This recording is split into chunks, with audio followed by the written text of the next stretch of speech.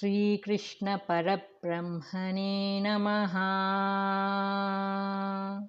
Shri Sadguru Paramatmane Namaha. Sarva Maharshibhyo Namaha. Shri Bhagavadgita Atah Pratamodhyayaha Arjuna Vishada Yogaha. First discourse. The Yoga of the Despodency of Arjuna. The title of the discourse. The title Arjuna Vishada Yoga may appear peculiar. Yoga means union of the Jiva and Paramatma. The path heading to the union is also called yoga. Since different paths are followed by different aspirants to attain the goal, each path is also called yoga, like Karma Yoga, Bhakti Yoga, Dhyana Yoga, Atma Samyama Yoga, and Gnana Yoga. But one may ask, is the grief of Arjuna is also a yoga? How can despondency be yoga? Evidently, sorrow for losses and bereavement in worldly life, for not acquiring material wealth, prosperity, or position cannot be called yoga. But sorrow for worldly objects should be distinguished from the intense grief and despondency felt by an aspirant for his ignorance of truth and dharma. Such divine discontent with the mundane world is the starting point of the effort to know the truth and throw off the burden of earthly existence. True seeker carries out in utter agony of spirit, "Let me have light, let me know the truth." Life is not worth living without knowing what is dharma. The world is awful and perplexing. What is the will of God? How shall I act? This was the mind of Arjuna, unsettled and frustrated with doubt, and he yearned intensely to know the truth and transcend the evils of life as he saw them in the crisis in which he was placed. Therefore, the grief of Arjuna is yoga. He was prepared to give up everything, the kingdom and all royal pleasures, and his heart yearned to know what is dharma and live up to it. The state of mind is necessary for all seekers. Out of such intense yearning of heart comes knowledge, slowly but surely. Arjuna realized this his dharma and attained true knowledge at the end. So this discourse is titled Arjuna Vishada Yoga. How this title is related to the preceding story. 10 days elapsed after the battle began. Bhishma fell. Sanjaya communicated that incident to Dhritarashtra. Then the blind king asked Sanjaya to tell him the whole story of the battle from the beginning. Sanjaya gives a vivid account of all the incidents, how the two armies met on the holy plain of Kurukshetra, and how Lord Krishna gave the divine message to Arjuna. This is called Gita Shastra. Dhritarashtra asks Sanjaya about the battle.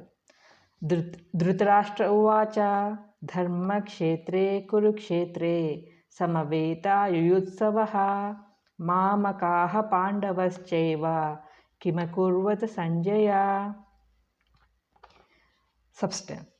Dhritarashtra said, having assembled on the holy plain in Kurukshetra, desirous of fighting the battle, what did my people and the Pandavas do, O Sanjaya? Commentary. The Gita begins with the word dharma. It is an auspicious word. By using it, first Vedavyasa gives an auspicious opening to his great work. The Lord is the embodiment of dharma. Reverence for dharma is worship of the Lord himself. By the utterance of his name, the aim of the Gita and its main teaching are determined by the first word. It is dharma. The Lord incarnates himself from time to time to establish dharma. Dhritarashtra. The word means one holds a kingdom, one who He appropriates to himself a kingdom which is not his, is Dhritarashtra. The word has an inner meaning. The real man has nothing to do with the kingdom of the body, senses, and mind.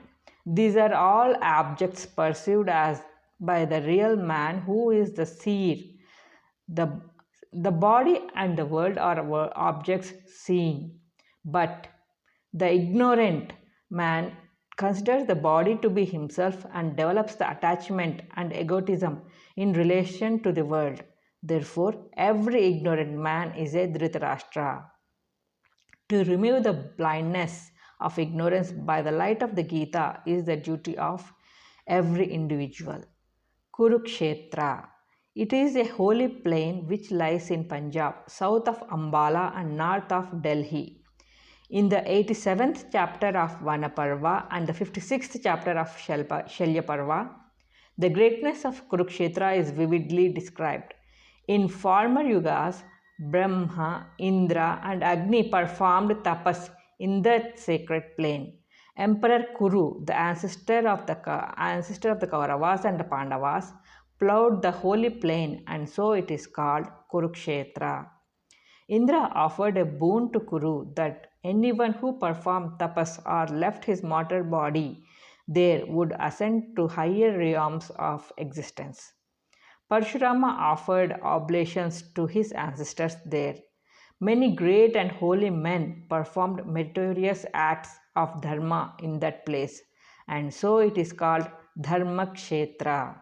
It is quite possible that Dhritarashtra might have expected some change of heart and mental conversion on the part of his sons and the Pandavas under the influence of that holy place, and both sides might desist from the fratricidal war. Hence, Dhritarashtra might have put the question in that form. My people. Dhritarashtra refers to his sons, my people, excluding the Pandavas, and so it is evident that the blind king is partial to his own children. Sanjaya, Samyak Jaya, Sanjaya. Those whose victory is perfect is Sanjaya. It means one who has conquered his body, senses, and mind. Sanjaya is the official war reporter of the Gita. It shows that only a man of self control and purity of heart was qualified to hear, understand, and communicate the teaching of the Gita. Moreover, Sanjaya, by his personal merit, purity, and the grace of Vyasa and other sages, rendered himself fit to hear Lord Krishna's message directly and see the Vishwarupa of the Lord.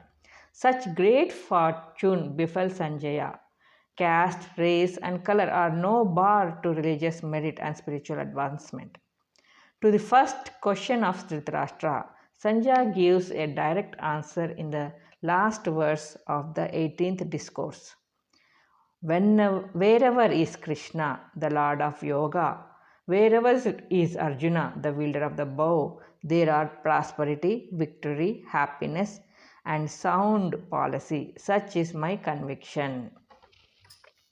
Sanjaya Uvacha Drushtva tu Pandavanikam Pyudam Duryodhanastata Acharyamupasangamya Raja Vachanamabravit.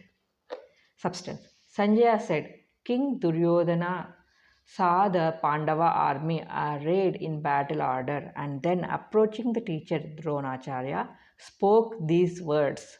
Commentary. Drishtadyumna, the son of King Drupada, was the commander of the Pandava army. He arranged the army in a special formation known as Vajravyuha in the science of war. Duryodhana might have approached Dronacharya for the purpose of asking him to arrange his own army in a more powerful formation. Duryodhana was a king possessing overall command of the entire army. Drona was the one of the commanders. How does it happen that the king, instead of asking the commander to meet him, should himself approach him personally? This doubt may be cleared by considering the following points. First point. Duryodhana might have been struck with fear when he saw the enemy army and heroes like Bhima and Arjuna. Fear, of course, is not an auspicious sign. Second, Drona was a commander and should have been at the post of duty from whence he should not be disturbed at that time. Third, Drona was a teacher, learned and old, and it was the duty of Duryodhana to show him respect. Fourth, the purpose of Duryodhana was to win the favor of Drona for achieving his own selfish object of winning the war against his cousins, who were also the disciples of Drona. It should be noted that Duryodhana, like Arjuna, later saw the armies on both sides, but what a difference in attitude! Duryodhana never had any qualms of conscience, nor any feeling of a pity for those who would be destroyed on both sides, nor the supreme question of what is dharma under these circumstances. Not any reconsideration of his attitude, which would naturally arise in the heart of the evolved being. Arjuna was far superior to Duryodhana as a man, and so his reaction was entirely different, and the divine message of the Gita was offered to him.